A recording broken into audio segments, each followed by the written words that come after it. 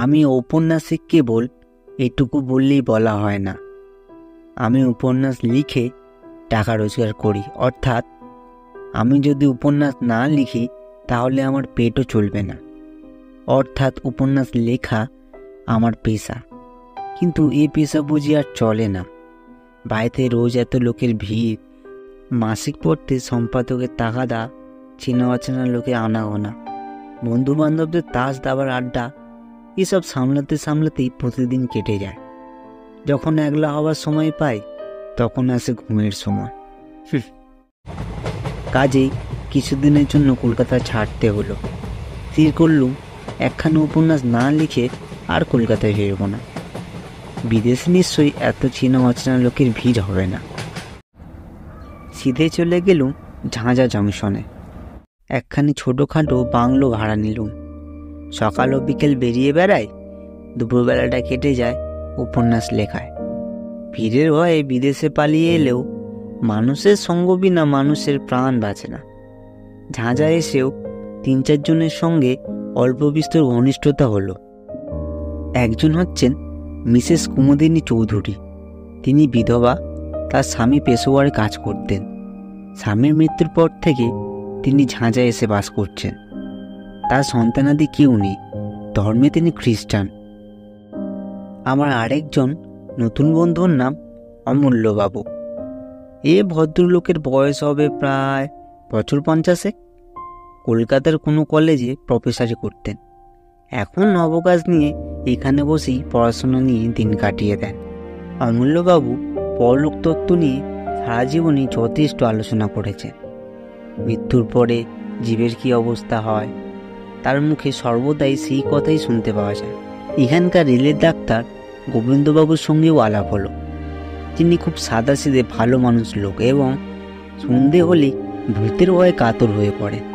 সূর্যাস্তের পর তিনি প্রাণান্তে অমূল্যবাবুর বাড়ির চৌকাঠ মারাতে রাজি হন না, কারণ পাছে তাকে কাছে পেয়ে অমূল্যবাবু 2-4টে পরলোকের কাহিনী শুনিয়ে দেন। সেদিন সন্ধ্যের কিছু আগে আমি অমূল্যবাবুর সঙ্গে বসে গল্প করছিলুম।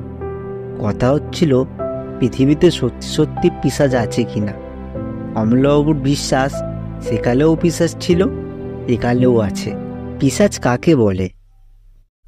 প্রেতাত্মাদের আমাদের মতো দেহ নেই, এ কথা তুমি জানো। দেহ না থাকলেও দুষ্টু প্রেতাত্মাদের আকাঙ্ক্ষা প্রায় প্রবল হয়ে থাকে, কিন্তু দেহের অভাবে তারা সে আকাঙ্ক্ষা মেটাতে পারে না। তাই অনেক সময় দুষ্টু প্রেতাত্মারা মানুষের সুরক্ষিত মৃতদেহের ভেতরে গিয়ে আশ্রয় নেয়। তখন সেই মরা মানুষ জ্যান্ত হয়ে উঠে জীবিত মানুষদের ধরে রক্ত শোষণ করে। এই জীবন্ত মৃতদেহগুলোই পিশাচ নামে খ্যাত। অমূল্যবাবু এমন দৃঢ় বিশ্বাসের সঙ্গে বললেন যে আমার গায়ে কাঁটা দিয়ে উঠল। প্রায় শুনতে পাই অমুক লোক রক্ত স্বল্পতা হয়ে রোগে মারা গিয়েছে। আপনি কি বলতে চান পিশাচরাই তাদের মৃত্যুর কারণ? অনেক সময় হতেও পারে, অনেক সময় নাও হতে পারে। ঠিক এই সময়ে মিসেস কুমুদিনী অমূল্যবাবুর বাইরের ঘরে এসে ঢুকলেন। ঢুকেই তিনি হাসতে হাসতে বললেন, কিসের গল্প হচ্ছে শুনি?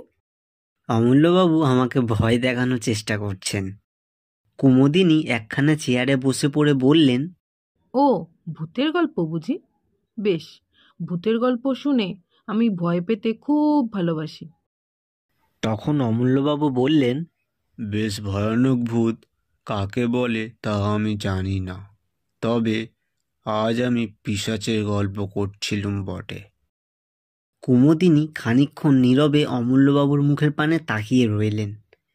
তারপর ধীরে ধীরে বললেন, আচ্ছা অমূল্যবাবু, পিশাচের কথা সত্যিই আপনি বিশ্বাস করেন? সত্যিই বিশ্বাস করি।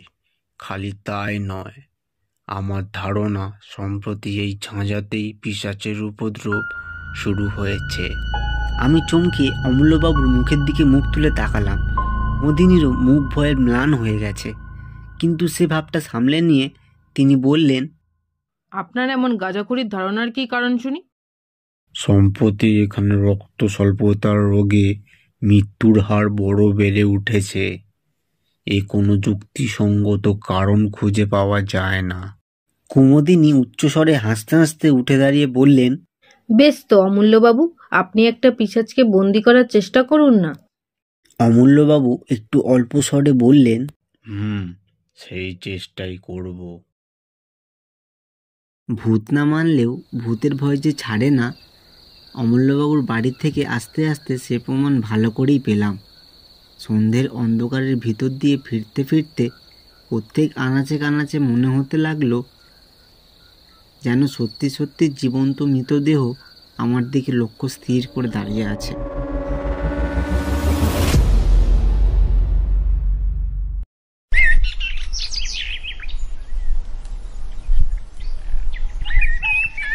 অমূল্যবাবু প্রতিদিন আমার বাসায় এসে চা পান করতেন। সেদিন সকালেও বাংলোর বারান্দায় বসে দুজনে চা পান করছে। এমন সময় দেখলুম সামনের পথ দিয়ে ডাক্তার গোবিন্দবাবু কোথায় যাচ্ছেন। আমি চেঁচিয়ে তাকে এক পেয়ালা চা পান করবার জন্য আহ্বান করলুম। ও গোবিন্দবাবু, চা খেয়ে যান। গোবিন্দবাবু কাছে এসে বললেন, চা পান করতে রাজি আছি, কিন্তু ভায়া শিগগির, আমার একটুও দেরি করবার সময় নেই। কেন, আপনার এত তাড়াতাড়ি কিসের? মিসেস চৌধুরীর মালির ছেলের ভারী অসুখ, বোধহয় আর বাঁচবে না। কি অসুখ? রক্ত স্বল্পতা, অর্থাৎ অ্যানিমিয়া। অমূল্যবাবু চা পান করতে করতে হঠাৎ পেয়ালাটা টেবিলের উপর রেখে বললেন, ডক্টর, ঝাঁঝায় এত অ্যানিমিয়ার বাড়াবাড়ি কারণ কি বলতে পারেন? না, কিন্তু এ রোগের এত বাড়াবাড়ির কারণ দেখে অত্যন্ত আশ্চর্য হয়ে গেছি। অমূল্যবাবু চেয়ার ছেড়ে উঠে দাঁড়িয়ে বললেন, মিসেস কুমুদিনী চৌধুরীর মালির ছেলে আমি জানি। তার মানে গদাধরকে। সে রোজ আমাকে ফুল দিয়ে যায়। 3 দিন আগেও তাকে আমি দেখেছি। জোয়ান সমর্থ ছেলে, আর তুমি বলছো ডাক্তার এরই মধ্যে তার অবস্থা খারাপ হয়ে পড়েছে।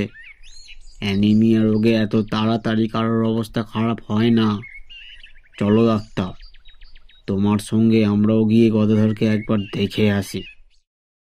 আমার বাংলো থেকে মিসেস চৌধুরীর বাংলোয় যেতে 4-5 মিনিটের বেশি সময় লাগে না। মিসেস চৌধুরীর বাগানের এক কোণে মালির ঘর। আমরা সকলেই গিয়ে সেখানে উপস্থিত হলাম। ঘরের ভিতরের এক পাশে বুড়ো মালি মাথায় হাত দিয়ে ম্লান মুখে বসে আছে। গদাধর শুয়ে আছে একখানা চৌকির উপরে। তার মুখ এমন বিবর্ণ ও রক্তশূন্য যে দেখলেই মনে হয় মৃত্যুর আর বেশি দেরি নেই। ডাক্তারবাবু তাকে পরীক্ষা করে চুপি চুপি আমাদের বললেন, আজকে রাত বোধ হয় কাটবে না। অমূল্যবাবু গদাধরের পাশে গিয়ে বসলেন। তারপর রোগীর গায়ের কাপড়টা খুলে তীক্ষ্ণ দৃষ্টিতে কি দেখতে লাগলেন। খানিকক্ষণ পরে গদাধরের গলা ও বুকের মাঝখানের একটা জায়গার দিকে আঙুল নির্দেশ করে বললেন, ডক্টর, এটা কিসের দাগ? ওটা ক্ষত চিহ্ন বলেই মনে হচ্ছে। যা নোংরা ঘর, ইঁদুর টিঁদুরে কামড়েছে বোধ হয়। অমূল্যবাবু গদাধরের বাপকে ডেকে জিজ্ঞেস করলেন, তোমার ছেলেকে সেবা করে কে? বাবু, গিন্নিমা গদাধরকে বড় ভালোবাসেন, ঠিক নিজের ছেলের মতো। ওকে দেখাশোনা করেন তিনি। ওর জন্য দিনে তার বিশ্রাম নেই, রাতে ঘুম নেই বাবু।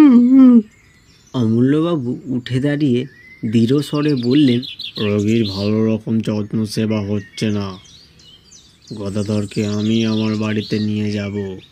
ডাক্তার, তোমার এলে 2-4 জন কুলিকে ডাকো। গদাধরকে তারা এক্ষুনি আমার বাড়িতে নিয়ে চলুক।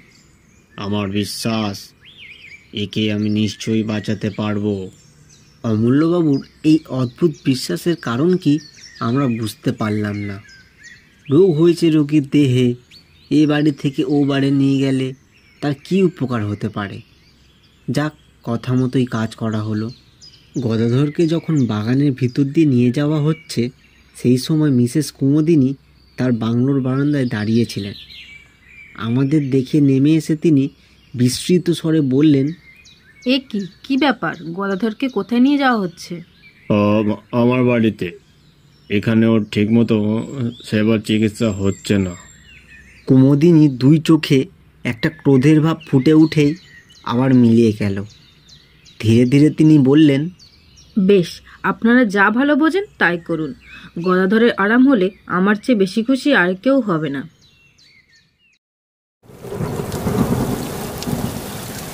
সেদিন সন্ধ্যের পর থেকে মুষলধারে বৃষ্টি নামল।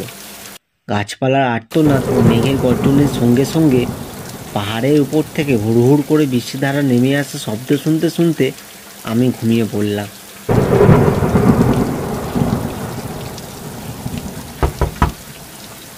অনেক রাতে হঠাৎ করে আমার ঘুম ভেঙে গেল। অন্ধকারে ধর্মড়িয়ে বিছানার উপর উঠে বসে মনে হলো জানলার সার্সির বাইরে থেকে কে যেন ঠক ঠক করে আওয়াজ করছে।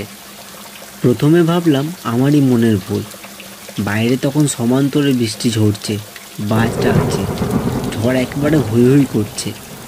এমন দুর্যোগে সার্সির উপর করাঘাত করতে আসবে কে? হয়তো ঝোড়ো হাওয়া ঘরের ভিতরে ঢুকতে চায়। আবার বিছানার উপর শুয়ে পড়লুম, কিন্তু সঙ্গে সঙ্গে তখনই সার্সির উপর আবার শব্দ হলো। সবিস্ময়ে বিছানার উপর থেকে লাফিয়ে পড়ল। আর তো কোনোই সন্দেহ নেই, কে এলো? এই বন জঙ্গল পাহাড়ের দেশে ঝড় বৃষ্টি অন্ধকারে কে আমার ঘরের ভিতর ঢুকতে চায়? অজানা বিদেশ বলে শোয়ার সময় বালিশের তলায় রোজই একটা টর্চ রেখে দিত। টপ করে তুলে নিয়েই জেলে জানলার উপরে আলোটা ফেললুম। আর সেই তীব্র আলোকে দেখলুম বন্ধ সার্সির উপর দুই হাত ও মুখ রেখে দাঁড়িয়ে আছে এক অদ্ভুত মূর্তি। ঝোড়ো হাওয়ায় রাশি রাশি কালো লম্বা চুল এসে তার সারা মুখখানাকে আচ্ছন্ন করে ফেলেছে, এবং সেই চুলের ফাঁকে আগুনের মতন দপদপ করে জ্বলছে তার দুটো বিস্ফারিত চক্ষু। বড় মুহূর্তেই মুখখানা আলোক রেখার ভিতর থেকে হুস করে সরে গেল। এ কি দুঃস্বপ্ন? ভয়ে মুচড়ে আলো নিভিয়ে বিছানার উপর কাঁপতে কাঁপতে বসে পড়ল। আতঙ্কে সারা রাত ঘুম হলো না। কেবলই মনে হতে লাগলো সার্সির কাঁচ ভেঙে ওই বুঝে অমানসিক মূর্তি ঘরের ভিতরে হুড় করে ঢুকে পড়ে।